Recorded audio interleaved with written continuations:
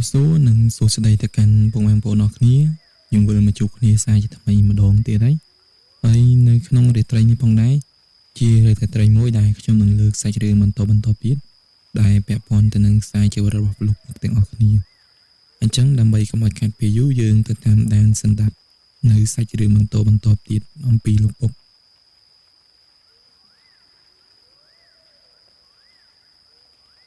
ក្រោយពេលដែលរឿងរ៉ាវនៅក្នុងខេត្តឡាវនៃទឹកដីប្រទេសឡាវបានចប់សពគ្រប់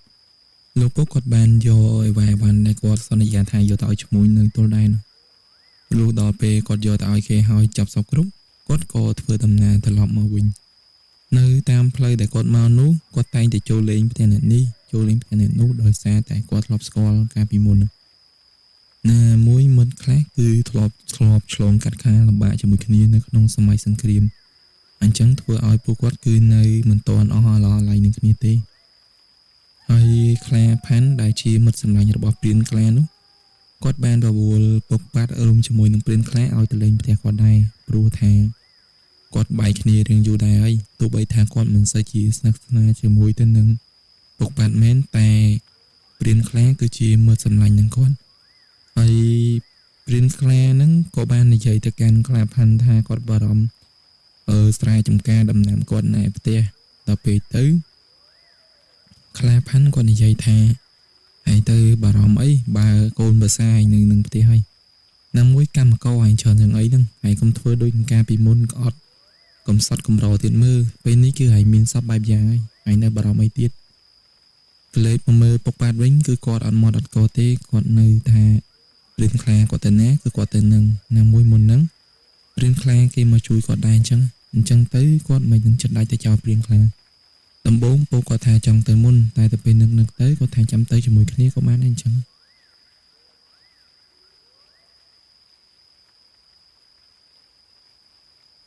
រឿងរ៉ាវដែលគួរឲ្យចម្លែកចិត្តទៀតនោះ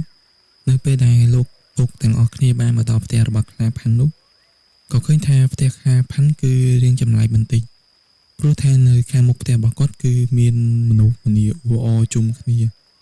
ហើយអ្វីដែលមើលទៅគួរឲ្យចម្លែកចិត្តជាងនោះគឺប្រពន្ធរបស់ខ្លាផាន់រួមជាមួយនឹងកូនស្រីកំពុងតែដង្ហូរយំគឺយំខ្លាំងយកតែមែនទែនហើយមូលហេតុដែលពួកគេមានរឿងអ្វីកើតឡើងគឺពួកគាត់ទាំងអស់គ្នាមិនទាន់ដឹងទេថាប្រពន្ធរបស់ខ្លាផាន់ឬមួយក៏ក្រុមគ្រួសាររបស់គាត់គឺកំពុងតែជួបវិបត្តិអ្វីចំណែកឯពុកប៉ាត់វិញគឺគាត់មិនមាត់មិនកទេនៅពេលដែលឃើញមនុស្សអ៊ូអរអញ្ចឹងខ្លាផាន់រត់ទៅគាត់ក៏ប្រឹងប្រញាប់មនុស្សដែលនៅក្នុងភូមិនេះរត់ទៅមើលជាមួយគ្នានៅពេលដែលពុកគាត់ទៅដល់អ្វីដែលពុកបានឃើញដំបូងនោះគឺសាកសពមនុស្សប្រុស2នាក់តែទំនងប្រហែលជាកូនរបស់ខ្លាផាន់នឹងឯងគឺដេកស្លាប់នៅនឹងទន្ទឹមគ្នាតែម្ដងហើយនៅនឹងខ្លួនគឺសុទ្ធតែស្នាមក្រចកទំនងដូចជាសត្វកាយសាហាវវីប្រហារខ្លាផាន់រត់ទៅរួនកូនប្រុសទាំងពីរហើយគាត់ក៏រត់ទៅសួរប្រពន្ធគាត់ថាតើមានរឿងអ្វីកើតឡើងហើយពួកគេទាំងពីរនាក់ហ្នឹងតើបានទៅធ្វើអីបានដល់ថ្នាក់នៅលើដងខ្លួនគឺសុទ្ធតែស្នាមក្រខ្វាក្រញ៉ៅបែបនេះនិយាយឲ្យចំទៅគាត់ដឹងច្បាស់ក្នុងចិត្តថានេះគឺជាស្នាមក្រចករបស់ខ្លាតែគាត់មិនដឹងទេថាតើកូនប្រុសរបស់គាត់ទាំងពីរនាក់ហ្នឹងគឺពួកគេទាំងពីរនាក់បានទៅប៉ះពើប្រទះនឹងសត្វហ្នឹងតាំងពីអង្កាលបានដល់ថ្នាក់វិវាយប្រហារបណ្ដាលឲ្យបាត់បង់ជីវិតដូចនេះនៅពេលដែលខ្លាផាន់ទៅអង្រុនប្រពន្ធហើយសួរថាតែវាទាំងពីរនាក់កើតអ្វីហើយអ្វីបានដល់ថ្នាក់បាត់បង់ជីវិតបែបនេះប្រពន្ធបានត្រឹមតែក្រវីក្បាលតែមានបរិសុទ្ធ2 3នាក់ហើយជាមុតសម្លាញ់ស្លាប់រស់ជាមួយនឹងកូនរបស់ខ្លាផាន់នោះម្នាក់ឈ្មោះថានីរងម្នាក់ទៀតឈ្មោះថានីដឿហើយពួកគេទាំងពីរនាក់ហ្នឹងគឺជាមុតសម្លាញ់នឹងនាយដែលត្រូវជាកូនរបស់ខ្លាផាន់នឹងឯងពួកគេទាំងពីរនាក់នៅមានស្មារតីរឹងពឹងគេបាននិយាយយ៉ាងម៉ឺងម៉ាត់មកកាន់ខ្លាផាន់ថានៅពេលដែលពុកផាន់ឯងបានទៅជួញដូររបស់សាសិទ្ធនៅឯជីដែននោះគឺកូនរបស់ពុកផាន់ឯងទាំងពីរគឺនីផាននិងនីផែនគេបានបបួលពួកខ្ញុំទាំងពីរនាក់ហ្នឹង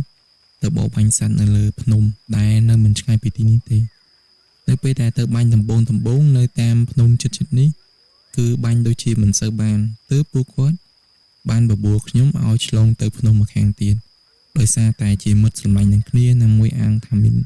កំភ្លើងកាន់នៅក្នុងដៃផងនោះពួកគាត់ទាំងអស់គ្នាក៏សម្រេចចិត្តថាទៅបាញ់នៅតាមអ្វីដែលនាយផែននិងនាយផានបានបបួលមែនលុះដល់ពេលពួកគាត់ទាំងអស់គ្នាបានទៅបរបាញ់នោះឃើញថាសម្បូរសត្វមែនគាត់បាញ់បានឆ្លុះមួយក្បាលជ្រូកព្រៃមួយក្បាលគឺបាញ់នៅលើខ្នាចព្រៃមួយកន្លែងដែលវាសម្បូរទៅដោយទឹកណាមួយក្នុងរដូវនោះគឺជារដូវខែប្រាំងទៀតសម្បូរទៅដោយទឹកដែលរីងគឺដកនៅតាមកន្លែងច្រាំងថ្មខ្លះគឺមានទឹកដក់ដល់ពេលបាញ់មួយសន្ទុះធំក៏ស្រាប់តែឃើញសត្វខ្លាមួយក្បាលវាបានដើរឆ្លងកាត់ខ្លានឹងគឺជាខ្លាដំបងតែដើមដែលគាត់មើលទៅខ្លានឹងគឺវាមិនសូវជាធំប៉ុន្មានទេទំនងដូចជាខ្លាជំទង់គាត់មិនដឹងថាវាមកពីណាវាបំណងនឹងស្ទុះមកខាំป้อมសត្វឆ្លុះគាត់ទៅដល់ពេលគាត់ឃើញបែបហ្នឹងគាត់ក៏លើកយកកាំភ្លើងរបស់គាត់នឹងបាញ់ទម្លុះក្បាលរបស់សត្វខ្លានឹងឲ្យធ្លុះនឹងស្លាប់នៅទីនោះហើយគាត់ថាសប្បាយចិត្តណាស់គាត់ចង់បានចង្គមវាគាត់ចង់បានទាំងស្បែករបស់វានិងពុកមាត់របស់វាទៀតផង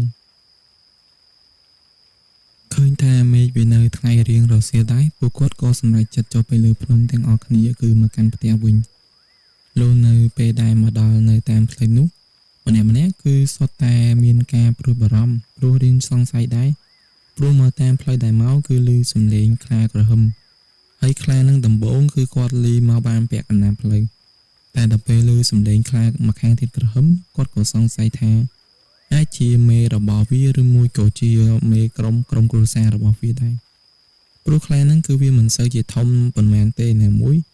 តាមដែលគាត់សម្លឹងមើលទៅគឺជាកូនខ្លាជំទង់ទៀតផងតែដោយសារតែគាត់បាញ់វាស្លាប់ហើយឲ្យធ្វើម៉េចទៅពួកគាត់ទាំង4នាក់ក៏បានលីសត្វទាំងអស់នោះមកកាន់ភូមិវិញដល់ពេលមកដល់ភូមិម្នាក់បានមានការភ្ញាក់ផ្អើលជាខ្លាំងដោយសារតែម្នាក់មិននឹកស្មានថាពួកគាត់ហ៊ាននឹងទៅបរបាញ់សត្វនៅលើភ្នំ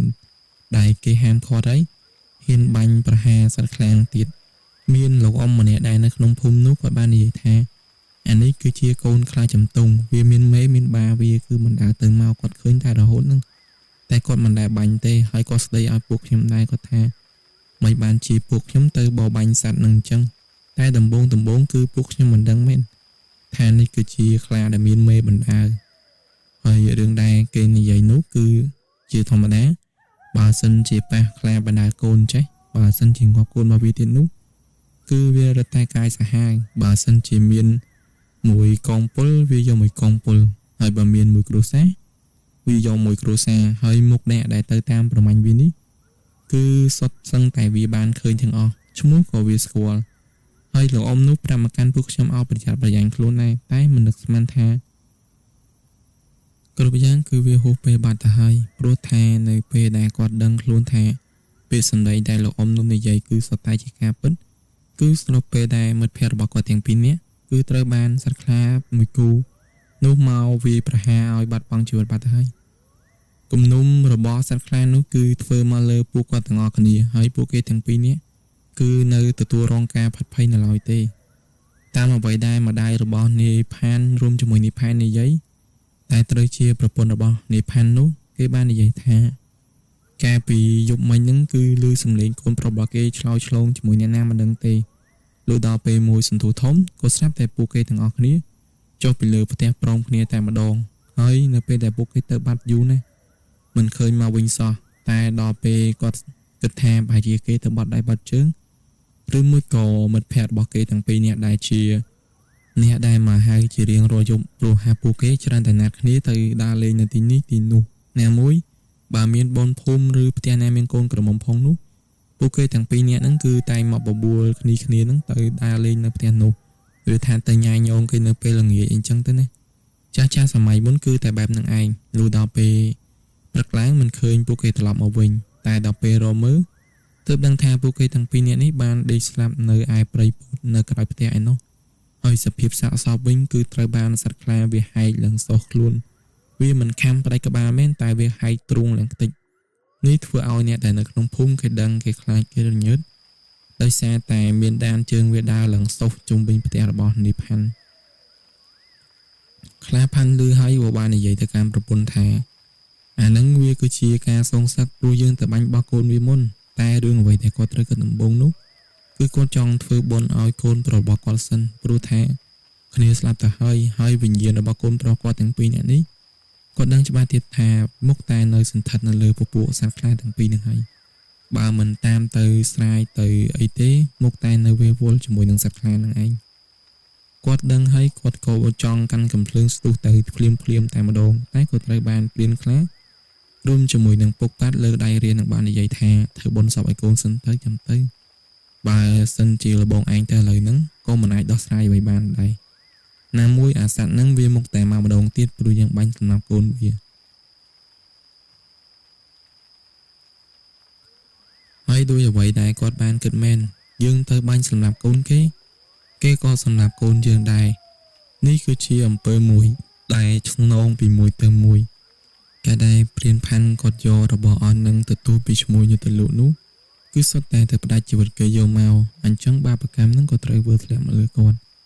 ហើយមិនមែនថានៅលើលោកហ្នឹងបាបកម្មគ្មាននោះទេបាបកម្មគឺមានពិតម្ចាស់កម្មពៀក៏មានពិតដែរសាងកម្មអ្វីកម្មនោះនឹងតបស្នងមកកាន់យើងវិញនៅពេលដែលទទួលស្ដាប់ឮអំពីព្រានទាំងពីរនាក់ហើយព្រានផាន់ក៏សម្រេចចិត្តថានៅធ្វើបុណ្យសពកូនសិនហើយអ្នកភូមិអ្នកផងនៅជិតនោះគេក៏ជួយធ្វើបុណ្យជិះរំដៅដែរដើម្បីជួយទុកកូនសពកូនប្រុសលោករបស់ព្រានផាន់ទាំងពីរនឹងព្រោះថាខ្លាផាន់កូនរបស់គាត់ទាំងពីរនាក់គឺស្លាប់តាំងពីយប់មកម្លេះអញ្ចឹងដល់ពេលព្រឹកដោយសារតែសភាពសពហែកហួរផងនោះគឺវាមានធំក្លិនអញ្ចឹងពួកគាត់សម្រេចថារកអាចារ្យដេញពលាដើម្បីយកសពតម្កល់ទុកនៅល្ងាចនេះតែម្ដងដោយសមអ្វីដែលគាត់គិតមែនដល់ពេលល្ងាចគាត់ក៏ចាប់ផ្ដើមដង្ហែយកសពកូនប្រុសគាត់ទាំងពីរយកទៅកប់ហើយគាត់គិតថានៅពេលព្រឹកស្អែកហ្នឹងគាត់នឹងឡើងទៅលើភ្នំដើម្បីតាមប្រមាញ់អាព្រីខ្លាពីរក្បាលហ្នឹងសងទៅឲ្យកូនគាត់ហើយនៅពេលដែលទៅនោះវិសាតែព្រានខ្លាគាត់ជាមិត្តស្នេហ៍នឹងខ្លាផាន់យូរដែរហើយគាត់ក៏បាននិយាយថាតើគាត់ទៅជាមួយគាត់ថាមិត្តភក្តិគាត់នៅណាគាត់នឹងនៅនោះនៅពេលដែលរៀបចំទុកដាក់សំនោះគឺមេឃចាប់ផ្ដើមសទុំនឹងធ្លាក់ភ្លៀងហើយមានផ្គររន្ទះហាក់បីដូចជាជួយយំយ៉ែកទៅកាន់ខ្លាផាន់អញ្ចឹងខ្លាផាន់ក្តាប់ដៃយ៉ាងណែនមិនសម្រត់ទឹកភ្នែកទេតែក្នុងទ្រូងវិញគឺឈឺអួងងំទៅហើយចំណែកពុកគាត់ក៏នៅជួយទុកដាក់រហូតតទៅរួចចប់សពគ្រប់ទើបនាំគ្នាត្រឡប់មកវិញលុះមកដល់ផ្ទះវិញគឺខ្លាផាន់គាត់ឡើងទៅរើសមើលបើកេះប្រអប់របស់គាត់គឺជាប្រអប់កេះក្របអាគមដែលគាត់ទទួលរៀនអំពីគ្រូមកគ្រូបានចែកឲ្យគាត់យកក្របអាគមទាំងអស់ហ្នឹងយកមកលាយរាប់ឃើញថាមានតែ7គ្រាប់ប៉ុណ្ណោះហើយមានបន្ទះកថាមួយដែលគេចងខ្សែឲ្យស្រេចទំនងដូចជាធ្វើមកទុកសម្រាប់ទៅប្រមាញ់ព្រីខ្លាអញ្ចឹងគាត់ថានៅពេលព្រឹកស្អែកជុំមកដល់គាត់នឹងទៅប្រមាញ់វាតតែបានប្រពន្ធរបស់ខ្លាផាន់រួមទាំងកូនស្រីទាំងអស់គ្នាវិញគឺយំទៅគឺអត់ចង់ឲ្យខ្លាផាន់ទៅទេនឹកឃើញថាបើខ្លាផាន់ទៅទៀតខ្លាចចាញ់ក្រុមថ្វីដៃរបស់ព្រីខ្លាមួយគូនោះធ្វើឲ្យបាត់បង់ជីវិតទាំងប្តីទាំងកូនអីចឹងទៅនេះចឹងហើយទៅអ្នកមីងម្នាក់នោះក៏មិនចង់ឲ្យប្តីរបស់គាត់ទៅទេតែដោយអំណាចនៃចិត្តខឹងផងណាមួយចង់ទៅសងសឹកផងនោះគាត់ក៏សម្រេចចិត្តថាត្រូវតែចិត្តដាច់ទៅតែហ៊ានលះកាត់ថានឹងទៅទោះបីជាស្លាប់រួចយ៉ាងម៉េចក៏គាត់មិនខ្វល់ដែរឃើញបែបនេះហើយទើបបានជាពុកប៉ាន់គាត់សម្រេចចិត្តថាកុំបារម្ភអីអ្នកបងបើសិនជាយ៉ាងម៉េចយ៉ាងម៉ាចាំគាត់ទៅជួយអីចឹងទៅលើបែបនេះហើយម្នាក់ក៏រៀងធូរចិត្តបន្តិចទោះថាគេមិនស្គាល់អំពីអត្តសញ្ញាណរបស់ពុកមែនតែសន្តានចិត្តរបស់ពុកធ្វើឲ្យគេមើលឃើញច្បាស់នឹងភ្នែក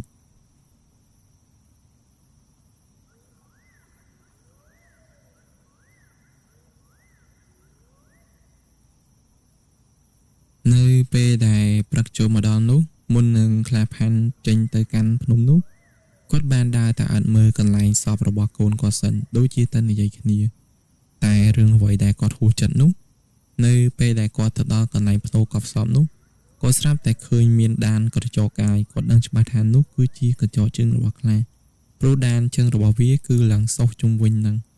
ហើយយប់មិញដោយសារតែមានមេឃភ្លៀងផ្គររន្ទះផងនោះ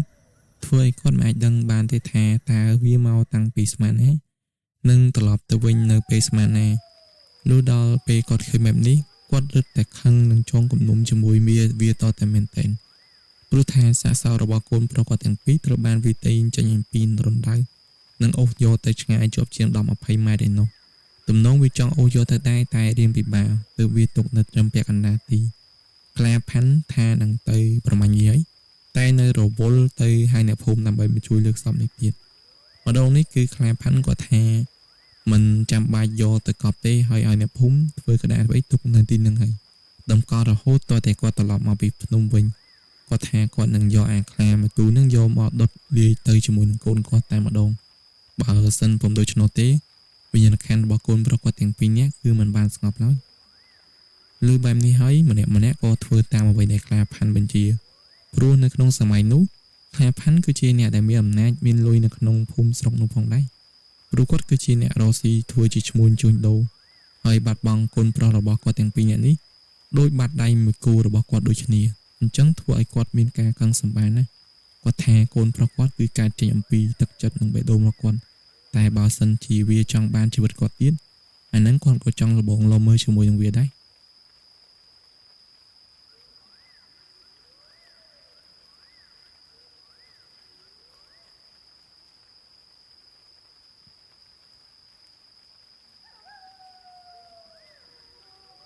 នៅពេលដែលពួកគាត់រៀបចំនិយាយគ្នាចប់សពគ្រប់ខ្លាផាន់ក៏បានកាន់កំភ្លើងស្ពាយនិងបបួលពួកគាត់ទាំងពីរនាក់ឡើងទៅលើភ្នំទាំងអស់គ្នាចម្ងាយផ្លូវពីទីនឹងទៅកាន់ភ្នំគឺជាប់ជាង10គីឡូដីឯណោះគឺនៅរៀងឆ្ងាយគួរសមដែរហើយគាត់ក៏បានបបួលមិត្តភ័ក្តិរបស់នីផាននិងនីផែនទៅជាមួយដែរតែពួកគេប្រកាយបដិសេធគេថាគឺមិនទៅទេព្រោះថាការប្រយុទ្ធវិញហ្នឹងគឺអាខ្លាមួយគូហ្នឹងវាចង់មកវាប្រហារគេដែរតែដោយសារតែឪពុកគេគឺជាព្រានព្រៃជាអ្នកដែលចេះរបៀបអាគមដែរនោះធ្វើឲ្យអាសត្វខ្លាមួយគូនឹងវាហ៊ានចូលមកជិតទេវាបានត្រឹមតែក្រញ៉ោញពីចម្ងាយហើយការប្រយុទ្ធមិញហ្នឹងគឺមានការបាញ់កំភ្លើងបាញ់បោះដែរតែគ្រាន់តែមេឃភ្លៀងលាយប្រកបរន្ទះអញ្ចឹងធ្វើឲ្យអ្នកដែលនៅក្នុងភូមិគេមិនដឹងថាខ្លាចូលភូមិឡើយវាចម្លែកអីតែសំបីតែសត្វឆ្កែក៏វាមិនព្រោះទៀតផង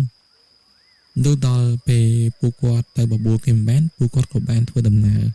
ទៅតែ3នាក់ទៅទាំងពាក់កណ្ដាលថ្ងៃព្រោះតែរវល់នៅលើសពកូនប្រុសរបស់ខ្លាផាន់ទៅតាមផ្លូវនឹងគឺខ្លាផាន់ទន្ទិញបាឡីជាប់នឹងមាត់ជានិច្ចគឺគាត់សូត្របែបយ៉ាងម៉េចក៏យើងស្ដាប់មិនយល់ដែរដឹងត្រឹមតែគាត់កាន់កំភ្លើងភ្ជុចទៅនឹងដីរួចគាត់ក៏សូត្របាឡីនឹងរហូតដល់ទៅដល់ភ្នំហើយគាត់មិននិយាយរកសំបីតែព្រៀងខ្លារួមជាមួយនឹងពុកប៉ាត់សោះឡើយចំណែកឯពុកប៉ាត់វិញគឺគាត់ធ្វើដោយទម្លាប់ដើមអញ្ចឹងគាត់ដើរធ្វើដោយធម្មតាអញ្ចឹងតែថងជាងរបស់គាត់គឺស្ពាយជាប់នឹងខ្លួនជានិច្ចនៅក្នុងកំភ្លើងរបស់គាត់គឺអត់មានបញ្ចុះក្របអាគមអីទេគឺជាក្របធម្មតារូបពុកក៏គិតថាខ្លានឹងវាមិនបានខំចំគ្រូអាគមឡើយវាត្រឹមតែខំចំកូនរបស់គ្រូអាគមតែប៉ុណ្ណោះ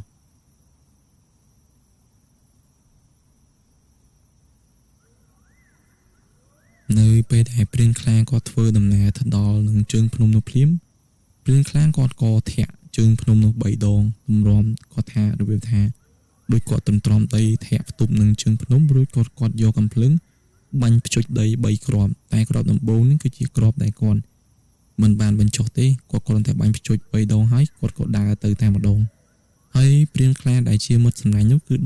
ដឹងថានេះគឺជារបៀបមួយតែព្រានខ្លាគាត់ចេះ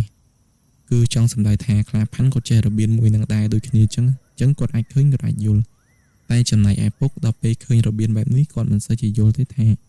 របៀបនេះគឺគេប្រើដើម្បីអ្វីតែខ្លាផាន់វិញគឺគាត់បើកចិត្តនឹងមមតំហើយគាត់ធ្វើដំណើររហូតទៅដល់ចង្កេះភ្នំគាត់ដើរទៅតាមអ្វីដែលខ្លានឹងវាបានធ្វើសញ្ញាគាត់ដូចជាវាណាត់គាត់មកជួបប្រយុទ្ធមួយទល់នឹងមួយអញ្ចឹងនៅតាមផ្លូវដែលគាត់ទៅនោះគឺឃើញសុទ្ធតែដានជើងខ្លាក្រចកខ្លាគឺវាធ្វើផ្លូវឲ្យគាត់ឃើញតែម្ដងគឺវាទះវាឆ្កូតហើយគាត់ឃើញថាវាទៅជ្រុងណាតាមណាខ្លះនិយាយទៅដូចជាមនុស្សយើងណាត់គ្នាដើម្បីមកប្រយុទ្ធគ្នាស្លាប់រួចអញ្ចឹង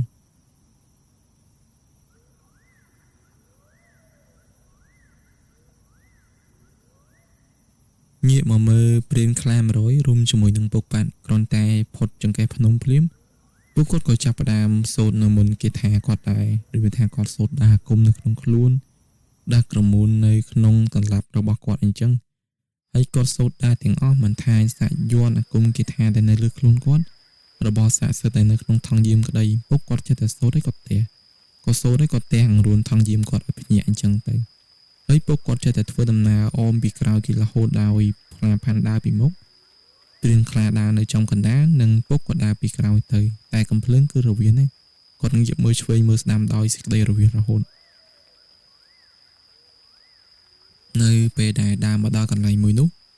ឃើញថាជាខ្នាតដែលពួកគាត់បានឮក្មេងប្រុសពីរនាក់នោះនិយាយប្រាប់ដល់ពេលឃើញថាដឹងនឹងជាខ្នាតហើយគាត់ក៏សម្លឹងទៅលើក៏ឃើញថានោះគឺជាថ្នាក់ដែលទើបនឹងសាងសង់មិនទាន់នឹងពុកផុយខ្សែផងគាត់ដឹងថាថ្នាក់នេះកាលពីយប់នោះគឺកូនរបស់គាត់បានមកពួនចាំបាញ់ស្ទាក់នៅទីនេះហើយថ្នាក់នឹងដែរគឺពួកគាត់ទាំង3នាក់ត្រូវសម្រាកនៅលើនេះយប់នេះគឺនៅចាំបាញ់វាតែម្ដងហើយមូលហេតុអ្វីដែលគាត់មិនបារម្ភអ្នកដែលនៅផ្ទះអត់ដោយសារតែលោកពូម្នាក់ដែលត្រូវជាឪពុករបស់ក្មេងប្រុសពីរនាក់នោះគាត់បានធានារួមជាមួយនឹងមិត្តភ័ក្តិរបស់គាត់ថានឹងនៅជួយការពារហើយក៏មានលោកមេភូមិរួមជាមួយអ្នកភូមិមួយចំនួនដែលពួកគាត់ចេះនៅរបៀបអាគមគាថាហ្នឹងគាត់ថាគាត់នឹងនៅជួយការពារខ្លាផាន់ព្រោះថាទោះបីជាខ្លាផាន់គឺជាអ្នកមានសុខតំមែនតែខ្លាផាន់មិនដែលបានទៅធ្វើបាបប្រជាជនឬមួយក៏អ្នកស្រុកទេមានតែជួយឲ្យអ្នកដែលនៅក្នុងស្រុកភូមិនេះ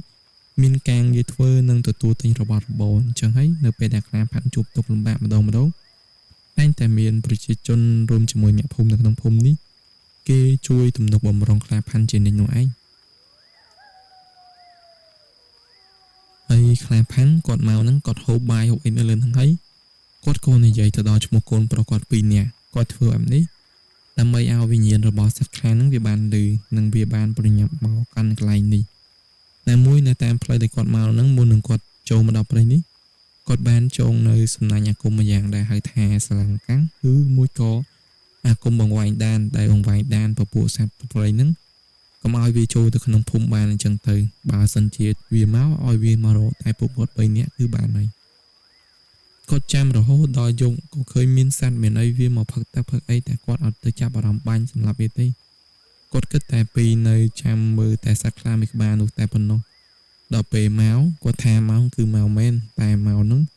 គឺវាដូចជាលេងល្បិចជាមួយនឹងគាត់អញ្ចឹងគាត់ថាអាសត្វហ្នឹងគឺចេះណានៅពេលដែលវាមកដំបូងហ្នឹងវាធ្វើជាកូនប្រុសគាត់ម្នាក់ឈ្មោះថានីផែតហើយមានសត្វខ្លាមួយក្បាលដេញរត់តាមពីក្រោយដំបូងដោយសារតែខ្លាផាន់គាត់នៅមិនទាន់អាឡាឡៃជាមួយនឹងកូនអាចស្រេចនោះគាត់ចង់ភាំងភ្ញាក់ម្ដងដែរគាត់ថាអភ័យនៅលឿនរត់ឡើងមកទីនេះពុកចង់ជួយបាញ់ស្ទាក់នៅពេលដែលគាត់បាញ់ស្ទាក់ទៅឃើញថាអាខ្លាដែលដេញកូនគាត់មកនោះវាក៏រត់ថយក្រោយវិញហើយឲ្យក្រហមតិចចំណែកឯកូនប្រុសរបស់គាត់ដែលគាត់ឃើញមុននឹងថាជានីផែននោះបែរប្រែទៅជាសត្វខ្លាមួយក្បាលហើយរត់ឡើងមកដល់លើថ្នាក់ទៅវិញគ្រាន់តែមកជិតដល់តោងនឹងទាំងគៀបថ្នាក់ខាងលើព្រាមក៏ត្រូវបានពុកប៉ាត់គាត់ធាក់ទៅត្រូវចំជើងចំហៀងខាងឆ្វេងគឺត្រូវចំទ្រូងវាហើយចាក់មួយកំបិតទៅតែខុស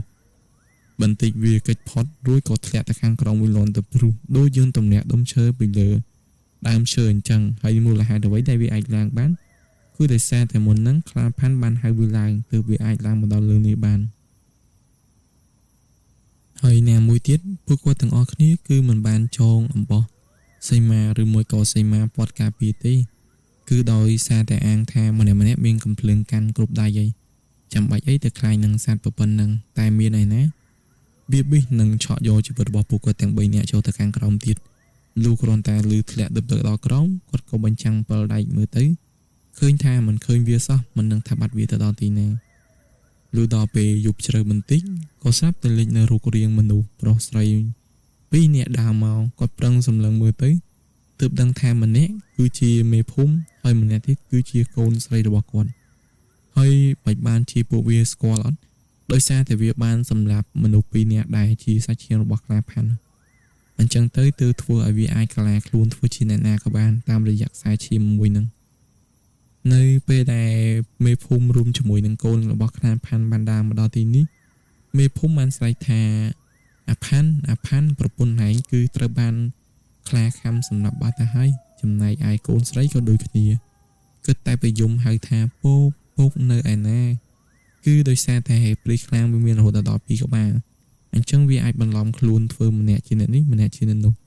ហើយកាន់ភ្លើងគប់ចន្លោះនឹងមកសម្ដៅមកកាន់កន្លែងដែលគាត់បោះធ្នាក់នៅលើខ្នាញនឹងឯងខ្លាផាន់ញញឹមផងហើយដោយកំហឹងផងតែក្នុងដៃរបស់គាត់គឺកាន់កំភ្លើងយ៉ាងណែនត្រៀមចាំបាញ់វាគាត់គិតថាបើវាហ៊ានតែបង្ហាញខ្លួននៅមុខគាត់ គាត់នឹងបាញ់កំទេចសន្ទះក្បាលរបស់វាតែម្ដង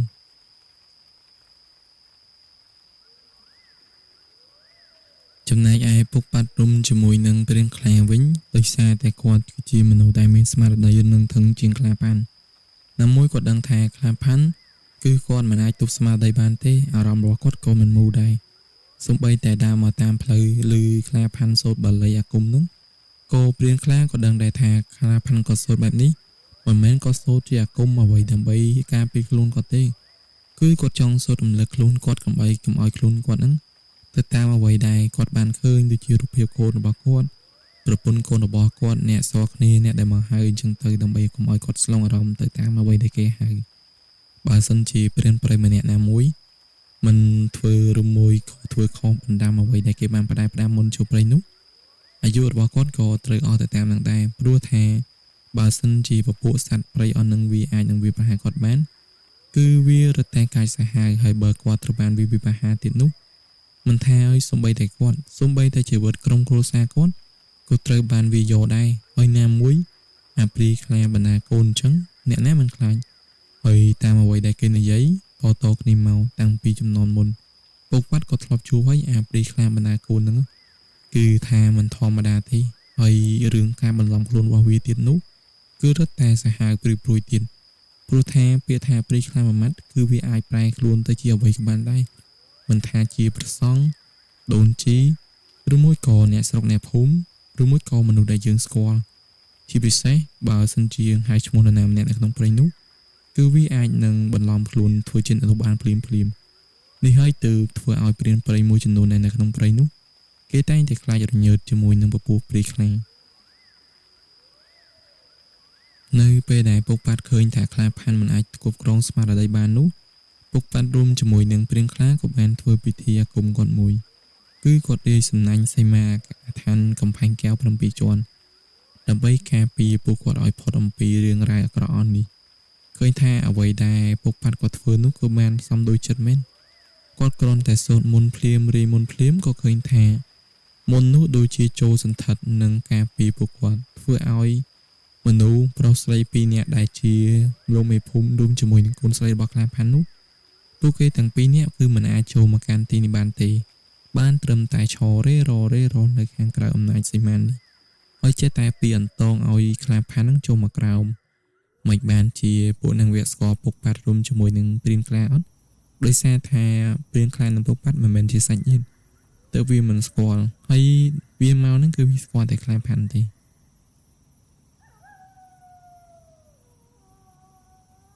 ព្រានខ្លាគាត់សូត្រមុនគេថាគាត់ក៏បោះកំបិតទម្លាក់ទៅក្រោមគាត់ថាលោកមេភូមិជួយរើកំបិតឡើងមកលើផងតែនៅពេលដែលមេភូមិនឹងដើរមកដល់កន្លែងកំបិតក៏យកដៃទៅរើសតែដូចជារើសមិនបានដូចជាចាប់ខងឃើញបែបនេះភ្លាមគឺព្រានខ្លាគាត់ដឹងថានោះមិនមែនជាលោកមេភូមិទេហើយសកម្មភាពនេះក៏មិនមែនជាខ្មោចព្រៃដែរព្រានខ្លាគាត់ក៏បានលើកកំភ្លើងគាត់បាញ់លន់ផាំងទៅត្រូវចំជើងខាងឆ្វេងគឺស្មាមុខរបស់វាធ្វើឲ្យវាដួលប្រកាច់ទៅនឹងដីហើយកូនស្រីរបស់ព្រានផាន់គឺមិនទាន់មានអាការៈអ្វីប្លែកទេនៅតែស្រែកថាពុកមើលពូមិនក៏បាញ់លោកមេភូមិអញ្ចឹងពុកគាត់ខំជូនខ្ញុំមកហើយពេលលើបែបនឹងភ្លាមព្រានខ្លាក៏លើកកំភ្លើងភ្ជុងទៅកាន់កូនស្រីដែលនិយាយថាចាប់បង្ហាញរូបរាងពិតរបស់ឯងមកបើឯងនៅតែបន្លំភ្នែកចឹងទៀតអញនឹងបាញ់ឯងបែកស្ទះក្បាលតែម្ដងឃើញបែបនេះភ្លាមវាក៏ថយក្រោយ3ជំហានហើយក៏ដាក់ដៃចុះទៅមុខក៏ប្រែរូបរាងទៅជាសត្វខ្លាដំបងញីមួយក្បាលហើយលោកមេភូមិដែលត្រូវបានគាត់បាញ់មុននេះក៏បានប្រែខ្លួនខ្លាយទៅជាខ្លាដំបងដែលជាឈ្មោលមួយក្បាលទៀតអញ្ចឹងមានន័យថាព្រៃខ្លាញីឈ្មោលហ្នឹងគឺជាព្រៃឆ្មាក់ខ្លាមេបារបស់ខ្លាមួយជំទង់ដែរកូនប្រុសរបស់ខ្លាផាន់បាញ់បានអញ្ចឹងតើទើបបានជាវាទៅតាមសងសឹកដូច្នោះតែរឿងចម្លែកតង់ថាមិនក៏វាមិនប្រែខ្លួនធ្វើជានិព្វានរួមជាមួយនិព្វានទៅចាំបាច់បន្លំផ្នែកជើធ្វើជាអ្នកផ្សេងទៅអីទំនងដូចជាវាដឹងដែរថាបើបន្លំខ្លួនធ្វើជានិព្វាននិងនិព្វានអាចនឹងពួកគាត់ចាប់ថ្នាក់បានតែទោះបីជាយ៉ាងណាក៏នៅតែពួកគាត់អាចចាប់ថ្នាក់ដឹងថានេះមិនមែនជាអ្នកដែលគាត់ស្គាល់ដែរដោយសារតែអាការៈរបស់ពពួកសត្វអស់ហ្នឹងគឺគាត់អាចស្វែងយល់បានព្រោះគាត់ធ្លាប់ដើរឆ្លងកាត់ព្យុះភ្លៀងព្រៃជាច្រើនលើកច្រើនសារហើយរឿងប៉ុណ្ណឹងរឿងអីតែគាត់មិនដឹង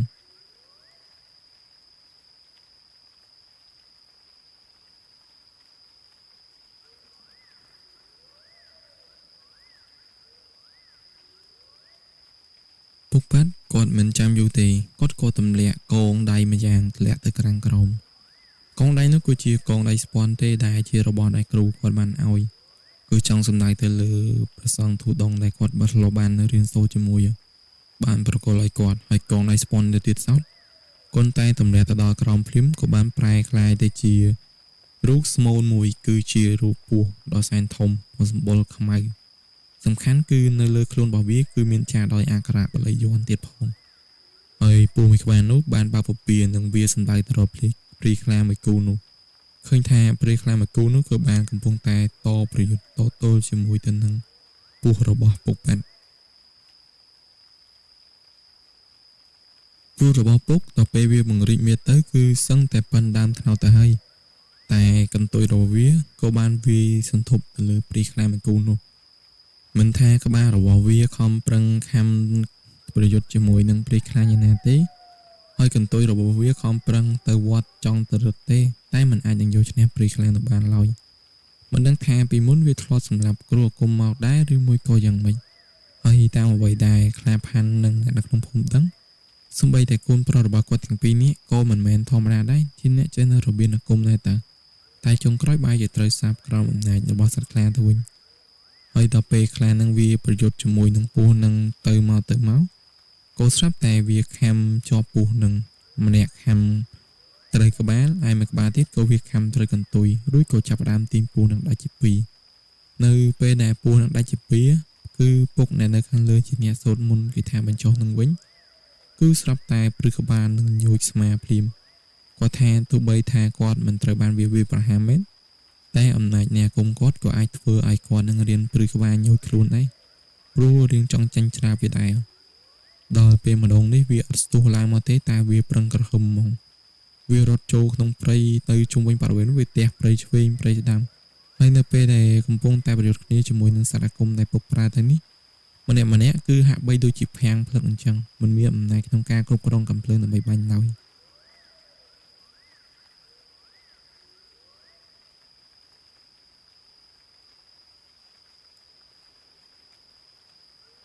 លោកមួយសន្ធោធំក្រោយមកទៀតក៏ស្រាប់តែលេចនៅរូបរាងរបស់គុំប្រុសគាត់ម្នាក់គឺជានិផែនគេបានដើរមកហើយគេដើរមកហ្នឹងគឺគេកាន់ដឹកយកខ្លានឹងមកជាមួយទៀតផងមកដល់គេឈរសើចដល់ពេលឈរកំឡុងពេលឈរសើចនោះគឺព្រានខ្លាគាត់ដៃលះណាគាត់លួចឆ្មក់បាញ់មួយគ្រាប់ទៅត្រូវនិផែននោះដួលដេកស្លាប់ទៅនឹងដីរូបរាងដែលដេកស្លាប់ទៅនោះគឺជារូបរាងរបស់សត្វខ្លាឈ្មោលមួយក្បាលគាត់ឃើញបែបនេះ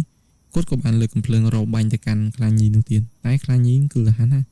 រត់ចូលទៅក្នុងព្រៃបាត់ហើយមិនឃើញត្រឡប់មកវិញទេលុះដល់ពេលពួកគាត់គិតថាញីនឹងចាំទៅប្រមាញ់នៅពេលព្រឹកវិញពួកគាត់ក៏បាននាំគ្នាសម្រាប់ព្រោះគាត់ដឹងថាឈ្មោះនឹងគឺស្លាប់បាត់ហើយព្រោះគាត់បានបាញ់វាត្រូវចំថ្ងាសទៅហើយនឹង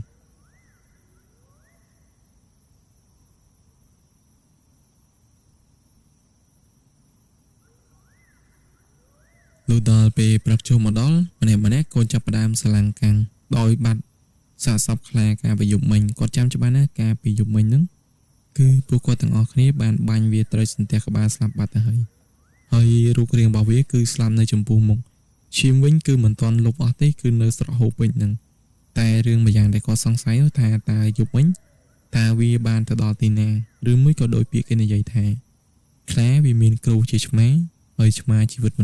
9តែអាចទេតែខ្លានោះគឺមានជីវិត9ដូចជាឆ្មាដែរណាមួយវាគឺជាព្រៃខ្លាទៀតមិនដឹងថាដោយអ្វីដែលចាស់តែងតែនិយាយឬមួយក៏យ៉ាងម៉េចទេតែអ្វីដែលគួរឲ្យគាត់ចំណាំនោះគឺមានដានជើងខ្លាវាចូលមកអូសយកអាខ្លាឈ្មោលនោះទៅតែយប់មិញហ្នឹងហេតុអ្វីបានជាគាត់មិនដឹងថាវាមកអូសការពីស្មានណា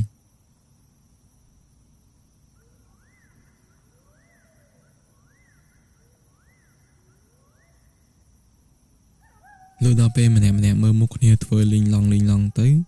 គឺពុកប៉ាត់ក៏បាននិយាយថាគាត់ធ្លាប់ឮអ្នកដែលនៅខាងទល់ដែនលាវគេនិយាយថានៅភ្នំមួយនោះគឺគេបានប្រមាញ់ព្រីខ្លាមួយក្បាលតែដល់ពេលបាញ់ស្លាប់ព្រឹកឡើងបែរជាបាត់តែដល់ពេលទៅរកឃើញម្ដងទៀតខ្លានោះគឺមិនទាន់ស្លាប់ថែមទាំងកំពុងតែព្យាបាលរបួសទៀតផងតែអ្វីដែលចម្លែកនោះគឺក្រកំភ្លើងដែលបាញ់នោះគឺទៅជាប់នឹងក្បាលគេគឺនៅជាប់ដូចដើមដដែលតែហេតុអ្វីបានជាគេមិនស្លាប់ហើយមិនត្រឹមតែមិនស្លាប់ទេនៅពេលដែលពួកគេទាំងអស់នោះទៅជួបប្រទះនឹងវា ក៏ត្រូវបានវាប្រហារបណ្ដាឲ្យរងរបួសម្នាក់និងស្លាប់ម្នាក់ទៀតផងហើយចាប់តាំងពីពេលនោះមកទើបមានពាក្យនិយាយចចាមរាមថាខ្លាវាមានជីវិត9ដូចទៅនឹងឆ្មាដែរហើយបើសិនជាព្រៃខ្លានៅទីសោតនោះការសម្លាប់វាគឺពិតជាពិបាកខ្លាំងណាស់ព្រោះថាវាឆ្លាតរហ័សនិងមានសមត្ថភាពពិសេសលើសពីខ្លាធម្មតានេះគ្រាន់តែជាពាក្យសម្ដីនិងសម្រងសម្ដីខ្លះដែលចាស់ដែលជាព្រានព្រៃពីជំនាន់មុនក៏បាននិយាយប្រាប់តៗគ្នាតែប៉ុណ្ណោះ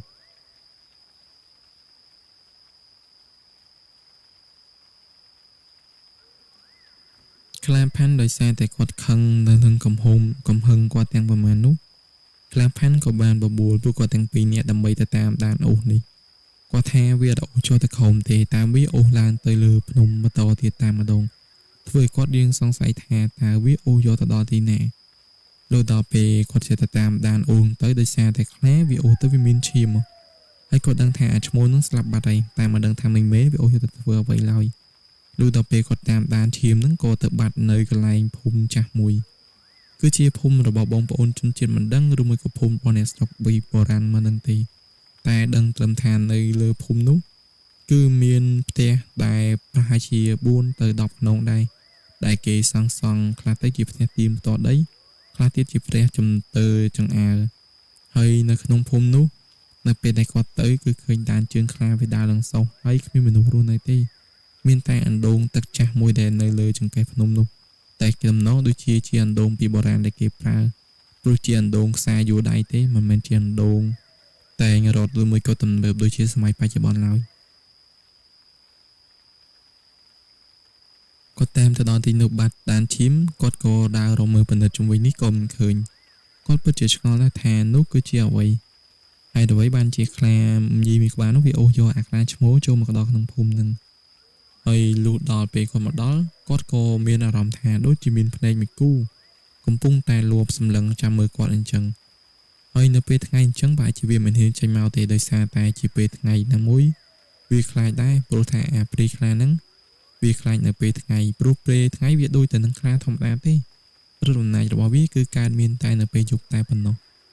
អញ្ចឹងហើយដល់ពេលថ្ងៃអញ្ចឹងគាត់ក៏ព្យាយាមតាមរកវានៅតាមផ្ទះនីមួយៗដោយពួកគាត់មិនបានបង្វាយគ្នាទេគឺដើរទៅផ្ដុំគ្នាតែម្ដងនៅពេលដែលគាត់ដើរទៅនោះក៏ស្រាប់តែប្រទះឃើញអាសាកសពខ្លាឈ្មោះនោះវាត្រូវបានមេខ្លានោះអូយកទៅដាក់នៅចំហៀងពីងទឹកមួយដែលជាពីងទឹកបុរាណនៅក្បែរផ្ទះខ្ទមមួយគាត់ឃើញបែបហ្នឹងគាត់ក៏បានដើរទៅមើលឃើញថាសាកសពនោះឡើងរឹងបាត់ទៅហើយគាត់ក៏ចង់យកសាកសពខ្លានេះដើម្បីមកប្រឆោតទៅបាញ់វានៅយប់ហ្នឹងតែរឿងអ្វីដែលគួរចំណែកនោះគឺគាត់មិនបានយកវាអូសមកកាន់ភ្នាក់ចាស់ទេគឺគាត់បានសម្រេចចិត្តថាគាត់នៅចាំបាញ់វានៅក្នុងភូមិតែម្ដងគាត់បានកលេចទៅឃើញផ្ទះមួយរៀងមានទំនើខ្ពស់ហើយណាមួយនៅទីនោះគឺមានបាំងទៅដោយបន្ទះក្តារតែមិនមែនជាបន្ទះក្តារធំទេគឺជាបន្ទះក្តារដែលគេចាំងឡើងដោយផ្លែកំបិតនោះហើយគាត់បានយកខ្លានោះទៅដាក់នៅចិត្តពីមុខផ្ទះនោះហើយគាត់បានបិទទ្វារបិទបង្អួចគាត់ថាយប់ហ្នឹងគឺនៅចាំបាញ់ប្រហារវេទីនេះហើយមិនបាច់ទៅណាឡើយ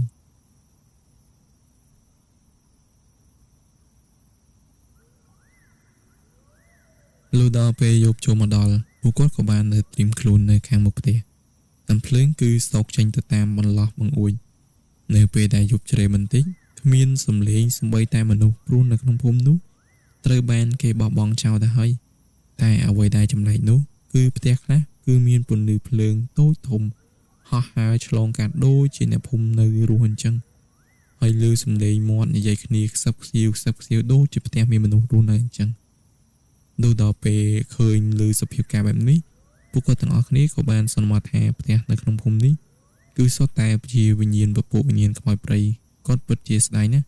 ដែលគាត់មិនបានគិតដល់ដល់រឿងនេះណាមួយត្រូវពើប្រទះជាមួយនឹងព្រីខ្លាហើយមួយទៀតគឺត្រូវពើប្រទះជាមួយនឹងខ្មោចម្ចាស់ស្រុកទៀតមិនដឹងថាគេព្រមសម្រួលជាមួយនឹងយើងអត់ហើយមានអ្នកភូមិម្នាក់ដែលគេបានដើរមកដល់ទីនេះគេបានមកហៅគាត់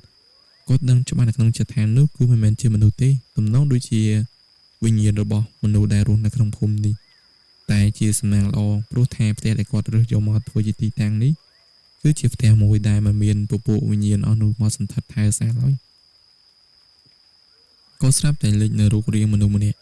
គេបានមកហៅពួកគាត់ដល់ផ្ទះនេះគេថាឲ្យពួកគាត់ចុះពីលើផ្ទះមកដើម្បីទៅហូបស្រានិងផឹកអ្វីជុំគ្នានៅក្នុងភូមិរបស់គេព្រោះអ្នកភូមិរបស់គេបានធ្វើពិធីជប់លៀងសែនព្រេនធំណាស់នៅក្នុងភូមិមួយនេះហើយគាត់ឮសំឡេងនោះហើយគាត់ឮសំឡេងមនុស្សផឹកស្រាអ៊ូពនួនៅខាងក្រៅដូចគ្នាតែពួកគាត់ទាំង3នាក់បានយកដៃមកកាន់ក្តាប់រួមគ្នាដែលបាននិយាយថាកុំទៅស្ដាប់កុំទៅជឿនៅលើអ្វីដែលខ្លួនបានឮនឹងបានឃើញនឹងភ្នែកនេះអីសោះព្រោះថាគាត់បាននិយាយប្រាប់ទៅកាន់គ្នាថានៅក្នុងភូមិនេះកាលពីថ្ងៃមិញគឺជាភូមិចាស់មួយដែលគេបោះបង់ចោលតែប៉ុណ្ណោះហើយមិនអាចទេអាចនឹងមានមនុស្សមករស់នៅទីនេះអញ្ចឹងគ្រប់យ៉ាងគឺសុទ្ធតែជាការបន្លំភ្នែកទាំងអស់លុះដល់ពេលពួកគាត់និយាយប្រាប់គ្នានឹងគ្នាទៅវិញទៅមកដើម្បីឲ្យដាស់សតិអារម្មណ៍ហើយពួកគាត់ទាំង3នាក់ក៏ចាប់ផ្ដើមកាន់កាំភ្លើងកាន់ជាប់នឹងដៃតែនៅពេលដែលបរិមម្នាក់នោះហៅគាត់មួយសន្ទុះធំមិនឃើញពួកគាត់ឆ្លើយក៏សាប់តែលេចរូបរាងលោកយាយចំណាស់ម្នាក់ទៀតមកគាត់អាចមើលឃើញដោយសារតែគាត់អាចមានប្រឡោះក្តារទូចដែលគេបាំងមិនជិតធ្វើគាត់អាចលួចចោលភ្នែកមើលតាមរុនក្តារនោះឃើញទៅថាមានលោកយាយចំម្នាក់បានដើរចេញមកពីមាត់ព្រៃនិងបានដើរសណ្ដៅមកទីនេះដល់ពេលលោកយាយនោះដើរមកដល់ទីនេះគាត់ក៏បានយកឈើច្រត់របស់គាត់នឹងទៅឆ្កឹះសាកសពរបស់ខ្លានោះ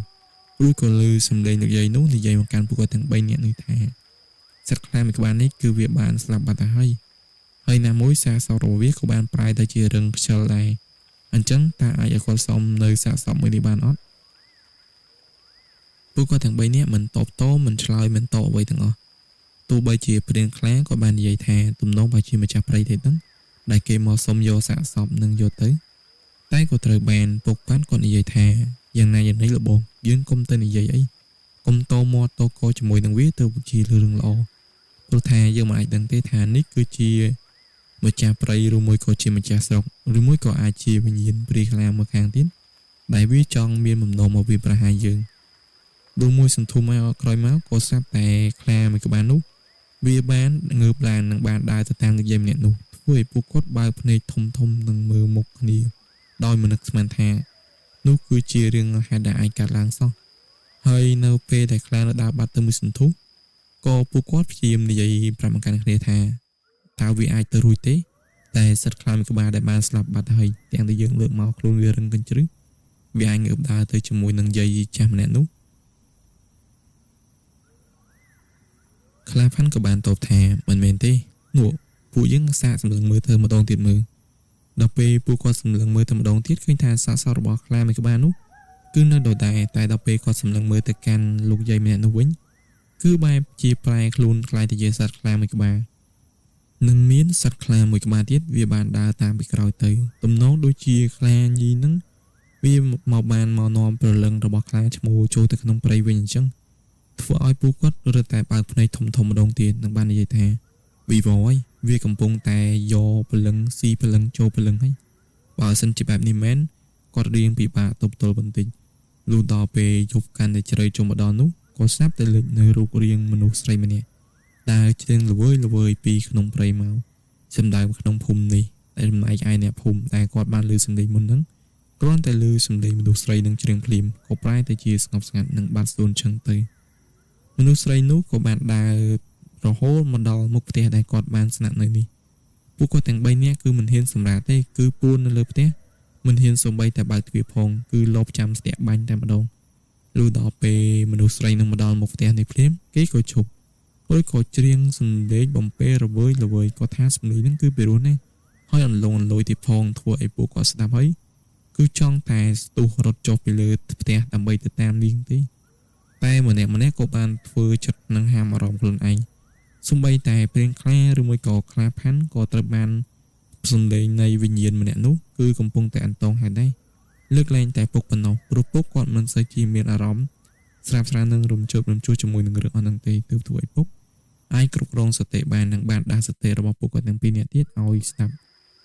ពុកបាននិយាយថាជួយលបងទាំងពីរនាក់ស្ដាប់វាយូរទៅមិនយូរមិនចាប់ទេសំឡេងដែលវាច្រៀងបំពេនោះនឹងប្រែคล้ายទៅជាសភាពដើមវិញដល់ពេលគាត់ព្យាយាមផ្ទៀងស្ដាប់មួយសន្ទុះធំទៅទើបដឹងថានោះមិនមែនជាសំឡេងច្រៀងទេតែវាក៏ជាសំឡេងរបស់សត្វខ្លាកំពុងតែដកដង្ហើមធំនិងប្រុងប្រៀបខ្លួនស្ទុះឡើងមកលើផ្ទះនេះទៅហើយ đôi ở vậy đạiពួកគាត់បានគិតមែននៅពេលដែលកំពុងតែគិតនោះសត្វខ្លាមួយក្បាលនោះវាក៏បានស្ទុះនិងបោស្ទុះឡើងមកដល់លើផ្ទះនេះមែនតែគ្រាន់ថាវាស្ទុះមកវាទះទ្វារដែលគាត់បិទចាក់កន្លឹះនឹងឲ្យរបើកហើយវាក៏ស្ទុះរត់ចុះទៅក្រោមវិញហើយនៅពេលឃើញបែបនេះពួកគាត់ក៏បានលើកកំភ្លើងបាញ់រះទៅតាមពីក្រោយវាក៏បានស្ទុះក៏ឆ្វេងគេចស្ដាំនៅពេលនោះវាស្ទុះទៅផ្ទះជើងសសរដែលនៅខាងក្រោមវាផ្ទះខាងរៀនបាយក្រោយវាផ្ទះខាងរៀនបាយមុខវាផ្ទះទៅផ្ទះមកធ្វើឲ្យពួកគាត់ពិបាកនឹងចាប់ទិសដៅថាវានៅជ្រុងណាឲ្យប្រកបពុកប៉ាត់ក៏ថាតើទៅធ្វើតាមវិធីនេះគាត់រត់ទៅដល់គាត់ធាក់ទ្វារឲ្យលបើករួចក៏ចំហទ្វារឡើងឃើញថាខ្លានឹងក្រោយពេលទ្វារចំហភ្លាមវាក៏ស្រាប់តែបាត់សំឡេងឈឹងលោកក៏លឺសំឡេងដូចជាមនុស្សដើរឡើងមកលើផ្ទះពួកគាត់ទាំង3នាក់គឺ2នាក់នៅអមសងខាងម្នាក់ទៀតគឺនៅលើធ្នឹមផ្ទះចាំបាញ់ពីលើមកតែម្ដងអ្នកដែលនៅលើធ្នឹមផ្ទះនោះគឺជាខ្លាផាន់ព្រោះគោដៅដែលវាចង់មកសម្រាប់នោះមិនមែនជាពុកប៉ាត់រួមជាមួយនឹងព្រានខ្លាទេតែអ្វីដែលវាចង់មកសម្រាប់នោះគឺជាខ្លាផាន់ទៅវិញទេព្រោះថាខ្លាផាន់គឺជាឪពុករបស់បុរស2នាក់ដែលបានបាញ់សម្រាប់កូនរបស់វានោះនៅពេលដែលវាចូលមកដល់ខ្លាផាន់ក៏បានបាញ់មីក្របទៅត្រូវជើងខាងឆ្វេងរបស់វារួចវាក៏ប្រំរងនឹងស្ទុះឡើងទៅលើតែក៏ត្រូវបានពុករួមជាមួយនឹងព្រានខ្លាលបចាក់ពីក្រោយម្នាក់មួយកំបិតត្រូវនឹងចង្កេះតាគៀរបស់វាធ្វើឲ្យវាដួលមិនអាចរើមិនរះរួចនៅពេលដែលឃើញបែបនេះភ្លាមគឺពុកគាត់បានហៅឲ្យខ្លាផាន់ចុះគាត់ដឹងថាខ្លាហ្នឹងគឺវាត្រូវត្រគីអីទោះបីជាវាប្រឹងរើយ៉ាងណាក៏មិនរួចដែរធ្វើទៅបាត់ថាខ្លានេះគឺជាព្រាយខ្លាមែនតែដោយអំណាចនៃកំបិតអាគមដែលគាត់បានបញ្ចុះនិងបានរៀនសូត្រអំពីគ្រូពីមុនមកនោះគឺសុទ្ធតែមានប្រសិទ្ធភាពទាំងអស់ណាមួយពួកគាត់ទាំងអស់គ្នាគឺសុទ្ធតែជាអ្នកដែលកាន់ដំណមបានខ្ជាប់ខ្ជួនអញ្ចឹងហើយទើបធ្វើឲ្យកំបិតអាគមមួយគឺនៅតែពូកែនៅតែស័ក្តិសិទ្ធិដូចដើមឃើញថាព្រានខ្លាគាត់បាននិយាយទៅកាន់ខ្លាផាន់ថាអាផាន់អញទុកឲ្យហែងឯងសងសឹកទៅព្រោះវាបានសម្លាប់កូនរបស់ឯងឃើញបែបនេះភ្លាមគឺព្រានខ្លាមិនទុកយូរទេដកកណ្ដុងកំភ្លើងចេញព្រមទាំងលើកំភ្លើងភ្ជង់ទៅកាន់ក្បាលខ្លានោះហើយសម្លេងដែលនិយាយចេញអំពីខ្លានោះគឺជាសម្លេងកូនប្រុសគាត់ម្នាក់ដែលគេជានិភ័យនោះឯងនិយាយមកកាន់ខ្លាផាន់ថាពុកកុំពុកទាំងដែលវានៅតែជារូបរាងជាខ្លានៅឡើយទេខ្លាផាន់ក៏បិទភ្នែកនិងបានបាញ់ទៅកាន់ខ្លាមួយក្បាលនោះលាន់ផាងរួចគាត់ក៏បានបែរមុខចេញឃើញថាការដែលគាត់តាមសងសឹកឲ្យកូនប្រុសរបស់គាត់នេះគឺទទួលបានជោគជ័យទៅហើយតែអារម្មណ៍របស់ខ្លាផាន់ក៏មិនទាន់នៅសប្បាយចិត្តឡើយដែរគាត់បានបង្គាប់បញ្ជាថាពួកយើងត្រូវតែជួយលីសត្វខ្លានេះចុះពីលើភ្នំទៅទាំងយប់ទោះបីជាពុកប៉ាត់រួមជាមួយនឹងព្រានខ្លាបដិសេធយ៉ាងណាក៏ដោយក៏ខ្លាផាន់ក៏ចង់លីយកខ្លានឹងចុះទៅទាំងយប់ដែរគ្រាន់តែពួកគាត់បាញ់ខ្លានឹងងាប់ភ្លាមពួកខ្មោចព្រៃដែលនៅក្នុងភូមិនោះគឺហាក់បីដូចជាចាញ់ច្រាបអំណាចនៃសត្វខ្លានឹងអញ្ចឹងមិនហ៊ានសូម្បីតែបញ្ចេញសម្លេងឬមួយក៏បង្ហាញនៅពន្លឺភ្លើងរបស់ពួកគេទៀតទេពួកគាត់ទាំង3នាក់ក៏បាននាំគ្នាជួយសែងសត្វខ្លាទាំងអស់នោះចុះមកដល់ខាងក្រោមជើងភ្នំវិញលុះដល់ពេលមកដល់ជើងភ្នំនោះមេឃក៏ចាប់ផ្ដើមភ្លឺល្អៗទៅហើយដោយព្រានខ្លាគាត់លីខ្លាមួយម្នាក់ឯងចំណែកឯខ្លាផាន់គឺសែងមួយពីរនាក់នឹងពុកហើយធ្វើដំណើររហូតមកដល់ភូមិម្នាក់គឺចាប់ផ្ដើមចំហមាត់ហើយព្រានខ្លាក៏បាននិយាយថារឿងរ៉ាវដែលអញជួយឯងគឺចប់សពគ្រប់ទៅហើយឆាប់ធ្វើពិធីបូជាសពកូនបាយទៅដើម្បីកុំឲ្យវិញ្ញាណរបស់គ្នានៅវេវល់អញ្ចឹងទៀតខ្លាផាន់គាត់ក៏ងើបបាននឹងបាននិយាយទៅកាន់អ្នកគ្រប់គ្នាថាការប្រយុទ្ធមិញហ្នឹងគឺគាត់បានជួបអ្វីខ្លះអញ្ចឹងទៅណារួចគាត់ក៏បានរៀបចំពិធីបូជាសពនោះរួចចប់សពគ្រប់ព្រានខ្លារួមជាមួយនឹងពុកប៉ាត់បានលាពួកគាត់ទាំងអស់គ្នាត្រឡប់មកកាន់ភូមិស្រុកវិញហើយសាច់រឿងរបស់យើងក៏មកដល់ទីបញ្ចប់នៅត្រឹមនេះដែរសូមខន្តីអភ័យទោសចំពោះពីពេកដែលមានខុសឆ្គងនឹងអត្ថបទសូមអរគុណសូមគោរពលាយើងនឹងវិលមកជួបគ្នាម្ដងទៀតនៅអ៊ីពីសូតក្រោយៗទៀតហើយសម្រាប់បងប្អូនដែលខ្ញុំបានផុសវាយូរថ្ងៃហ្នឹងគឺមានមូលហេតុ2គឺទី1កុំព្យូទ័ររបស់ខ្ញុំទៅខ្ញុំបានធ្វើឲ្យរលុបនៅសាច់រឿងដែលខ្ញុំបានថតហើយអញ្ចឹងខ្ញុំត្រូវថតសាច់រឿងនឹងសារថ្មីទាំងអស់តែខ្ញុំបានធ្វើវាលុប file បាត់ file អញ្ចឹងហើយវាមានការយឺតយ៉ាវបន្តិចខ្ញុំសង្ឃឹមថាបងប្អូននឹងមិនមានការអន់សពុនចិត្តទេហើយសម្រាប់តែបងប្អូនដែលជា fan ចាស់ fan ថ្មីហ្នឹងកុំភ្លេចជួយ subscribe ម្នាក់មួយផងហើយបើសិនជាខុសឆ្គងកន្លែងណាឬមួយក៏បងប្អូនមានសាច់រឿងអីចង់ចែកម្លែកបងប្អូនអាចចែកម្លែកកាន់ខ្ញុំបាន ចាំខ្ញុំដាក់ link Telegram នៅខាងក្រោមហើយបើសិនជាខុសឆ្គងកន្លែងណាបងប្អូនអាច comment នៅខាងក្រោមនឹងបានអញ្ចឹងយើងមានតែប៉ុណ្្នឹងទេអរគុណនិងជំរាបលាយើងនឹងជួបគ្នាម្ដងទៀតនៅ episode នៃសាច់រឿងបន្តទៀតសូមអរគុណ